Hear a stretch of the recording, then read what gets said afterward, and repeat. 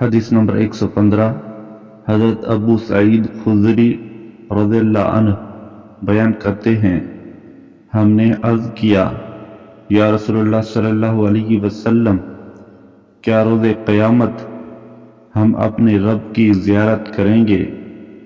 آپ صلی اللہ علیہ وسلم نے فرمایا، کیا تمہیں جب مطلع صاف ہو اور بادل نہ ہوں، چاند اور سورج کو دیکھنے میں کوئی دقت ہوتی ہے؟ ہم نے عرض کیا، نہیں۔ آپ صلی اللہ علیہ وسلم نے فرمایا، پس تمہیں روز قیامت اپنے رب کو دیکھنے میں اتنی ہی دقت ہوگی جتنی ان دنوں چاند اور سورج کو دیکھنے میں ہوتی ہے۔ پھر آپ صلی اللہ علیہ وسلم نے فرمایا، ایک منادی کرنے والا منادی کرے گا، ہر گروہ کے لوگ اس کے ساتھ جا کر کھڑے ہو جائیں گے جس کی وہ پرستش کیا کرتے تھے۔ چنانچہ صلیب کو ماننے والے صلیب کے ساتھ اور بت پرست اپنے اپنے بتوں کے ساتھ اور ہر باطل خدا کے پرستار اپنے اپنے خدا کے ساتھ یکجا ہو جائیں گے، حتیٰ کہ صرف وہ لوگ باقی رہ جائیں گے جو اللہ تعالیٰ کی عبادت کرتے تھے، خواہ نیکوکار ہوں یا بدکار، اور اہل کتاب میں سے بھی کچھ بچے کچے لوگ باقی رہ جائیں گے۔ پھر دوزخ ان کے سامنے کیا جائے گا جو دور سے انہیں سراب کی مانند نظر آ رہا ہوگا۔ پھر یہود سے پوچھا جائے گا، تم کس کی پوجا کرتے تھے؟ وہ کہیں گے، ہم حضرت عزیر علیہ السلام کو ابن اللہ مانتے تھے اور انہی کی پوجا کرتے تھے۔ انہیں کہا جائے گا، تم نے جھوٹ کہا تھا، اللہ تعالیٰ کی نہ بیوی ہے اور نہ کوئی اولاد۔ پھر ان سے پوچھا جائے گا کہ اب تم کیا چاہتے ہو؟ وہ کہیں گے، ہمیں پانی پلایا جائے۔ کہا جائے گا، پیو، اور اس کے ساتھ ہی وہ دوزخ میں گر جائیں گے۔ پھر نصارہ سے پوچھا جائے گا، تم کس کی عبادت کرتے تھے؟ جواب دیں گے، ہم حضرت مسیح علیہ السلام کو ابن اللہ مانتے تھے اور انہی کی پرستش کرتے تھے۔ انہیں بھی کہا جائے گا، تم جھوٹ کہتے تھے، اللہ کی نہ تو بیوی ہے اور نہ کوئی اولاد۔ پھر سوال ہوگا، اب تم کیا چاہتے ہو؟ وہ بھی یہی جواب دیں گے، ہمیں پانی پلایا جائے۔ کہا جائے گا، پی لو، اور وہ جہنم میں جا گریں گے۔ اس کے بعد صرف وہ لوگ رہ جائیں گے جو اللہ کی عبادت کرتے تھے، خواہ نیک تھے یا بدکار۔ ان سے پوچھا جائے گا، تمہیں کس چیز نے روک رکھا ہے جبکہ سب لوگ جا چکے ہیں؟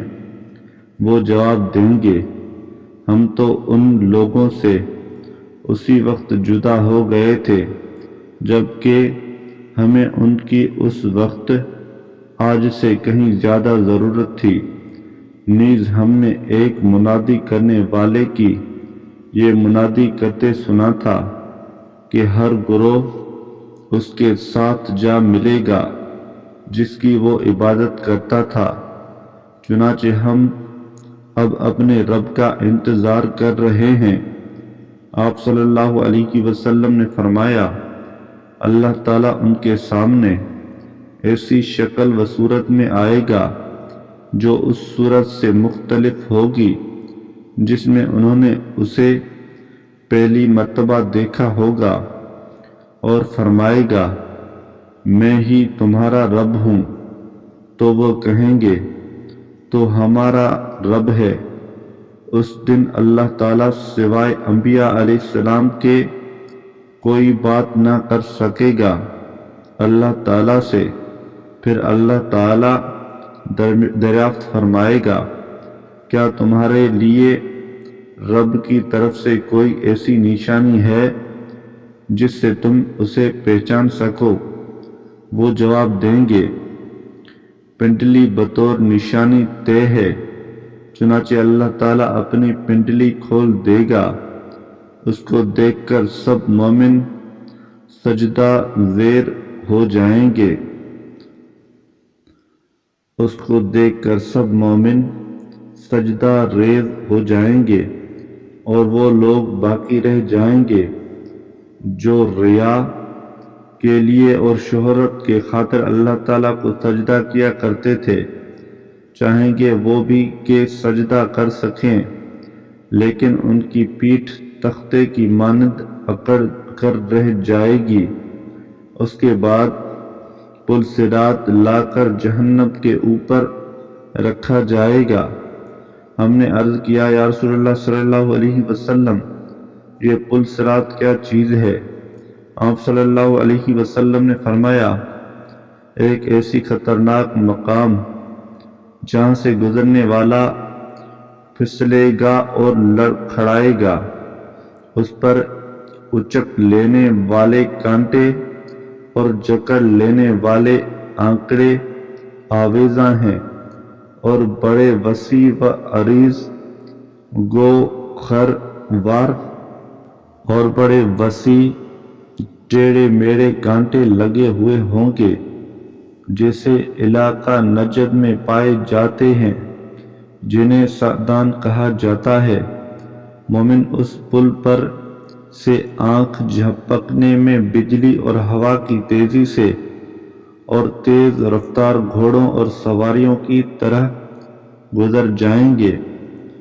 ان بچ کر نکل جانے والوں میں کچھ تو پوری طرح صحیح سالم ہوں گے اور کچھ کٹے پھٹے اور دوزخ کی آگ میں جھلسے ہوئے ہوں گے، حتیٰ کہ سب سے آخر میں نجات پانے والے اپنے آپ کو گھسیٹ گھسیٹ کر نکالیں گے۔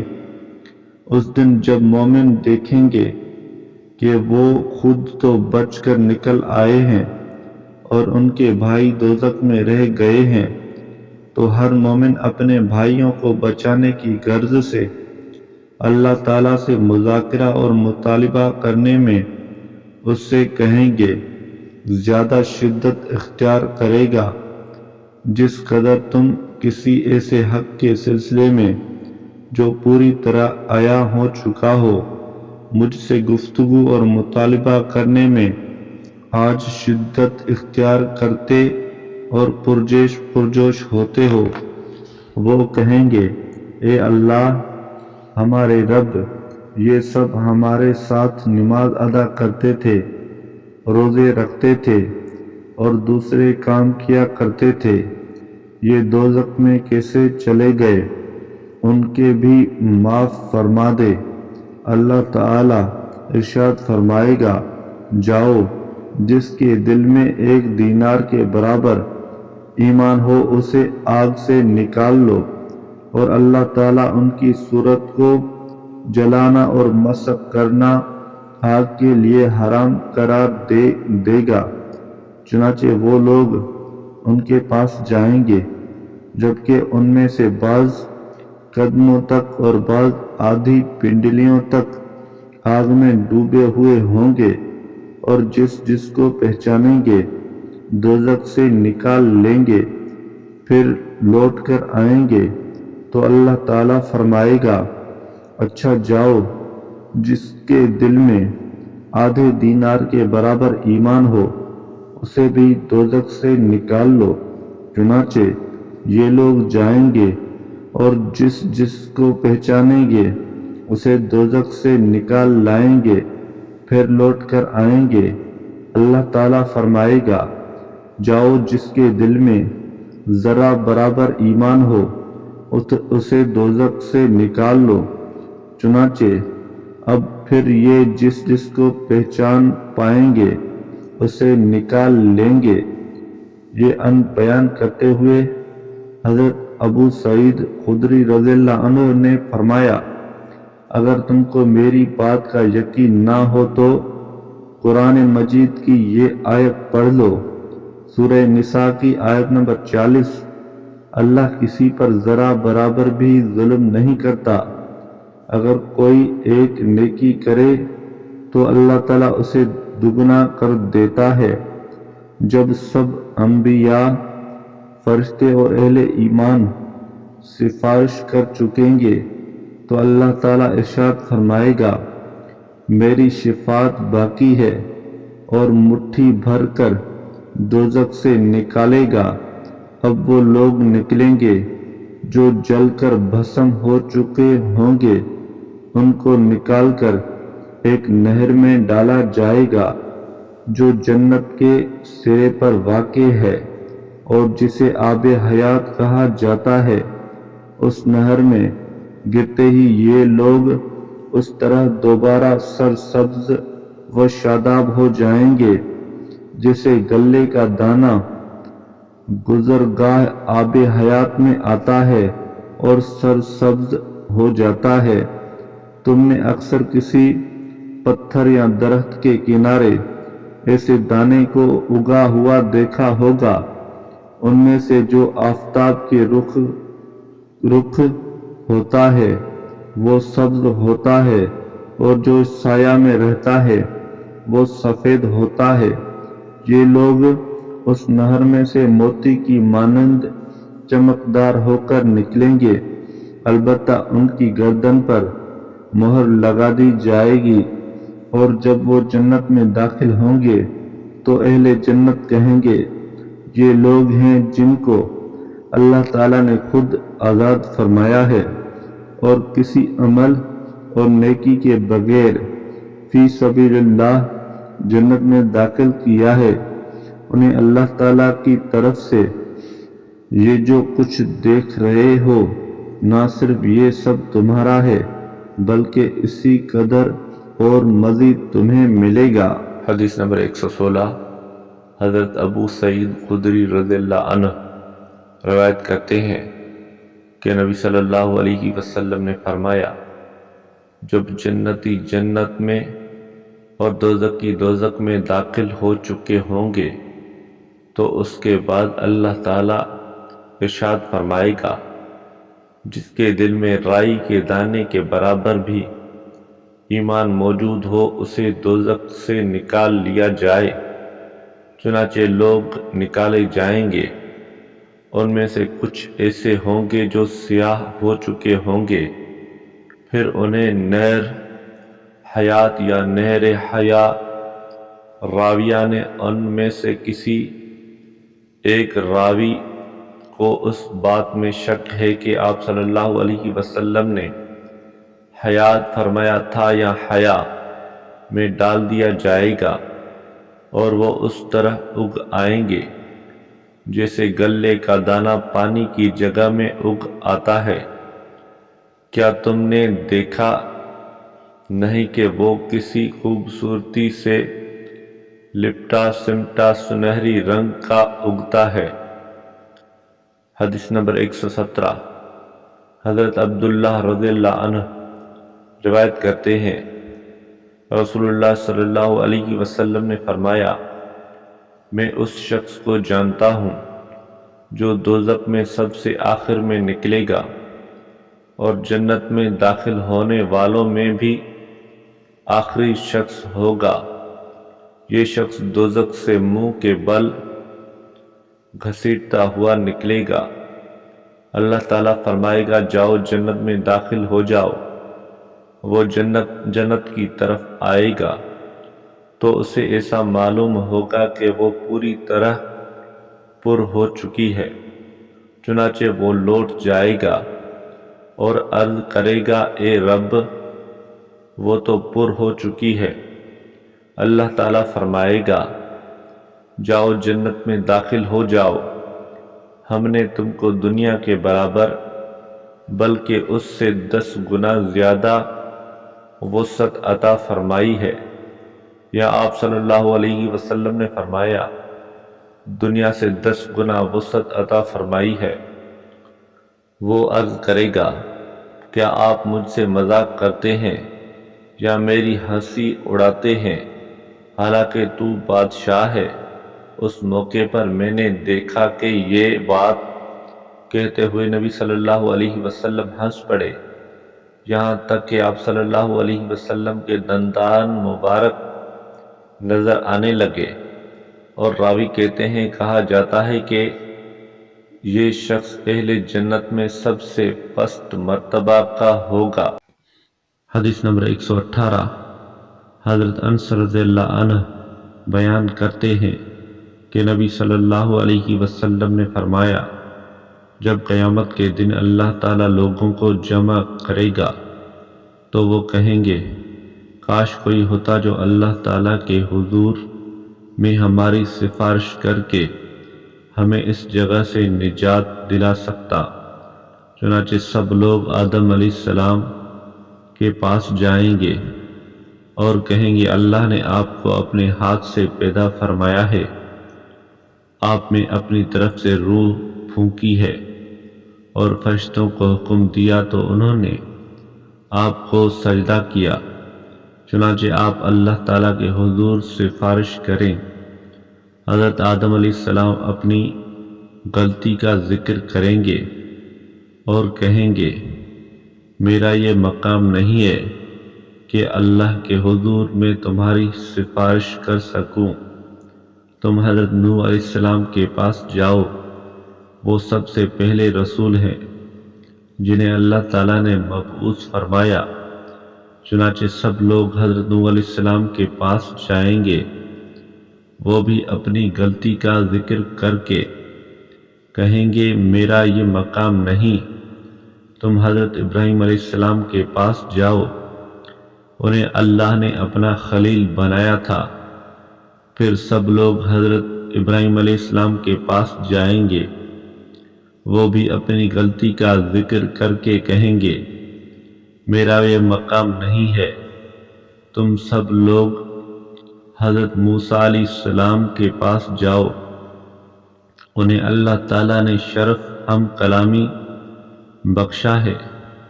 پھر سب لوگ حضرت موسیٰ علیہ السلام کے پاس جائیں گے، وہ بھی اپنی غلطی کا ذکر کر کے یہی جواب دیں گے کہ میرا یہ مقام نہیں ہے کہ تمہاری سفارش کر سکوں۔ تم لوگ حضرت عیسیٰ علیہ السلام کے پاس جاؤ، چنانچہ لوگ حضرت عیسیٰ علیہ السلام کے پاس پہنچیں گے، وہ بھی یہی جواب دیں گے کہ میرا یہ مقام نہیں ہے کہ سفارش کر سکوں۔ تم سب حضرت محمد صلی اللہ علیہ وسلم کے پاس جاؤ، کیونکہ حضرت محمد صلی اللہ علیہ وسلم وہ معزز ہستی ہیں جن کی اللہ تعالیٰ نے اگلی پچھلی سب معاف فرما دی ہیں۔ بالآخر سب لوگ میرے پاس آئیں گے اور میں اللہ تعالیٰ سے حاضری کی اجازت طلب کروں گا، تو میں اس کے سامنے پہنچتے اور دیدار سے شرف یاب ہوتے ہی اس کے حضور سجدہ زیر ہو جاؤں گا، اور جب تک اللہ چاہے گا مجھے اسی حالت میں رہنے دے گا۔ پھر ارشاد ہوگا، اپنا سر اٹھائیے، مانگیے جو آپ صلی اللہ علیہ وسلم مانگیں گے، دیا جائے گا۔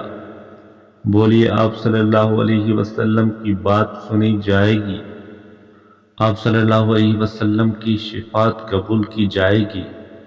شفاعت کیجیے، چنانچہ میں اپنا سر اٹھاؤں گا اور پہلے اپنے رب کی حمد و ثنا ان الفاظ میں کروں گا جو اللہ تعالیٰ نے مجھے تلقین فرمائے گا، اور اس کے بعد شفاعت کروں گا۔ چنانچہ میرے لیے اللہ تعالیٰ ایک حد مقرر فرما دے گا، اور میں ان کو دوزخ سے نکال کر جنت میں داخل کروں گا۔ اس کے بعد پھر لوٹ کر اللہ کے حضور میں حاضر ہوں گا، اور پھر پہلے کی طرح سجدے میں گر جاؤں گا۔ اسی طرح تیسری اور چوتھی مرتبہ بھی گروں گا سجدے میں، حتیٰ کہ دوزخ میں صرف وہ لوگ رہ جائیں گے جن کو قرآن نے روک دیا ہے، یعنی جن کی ہمیشہ دوزخ میں رہنے کا فیصلہ قرآن نے فرما دیا ہے۔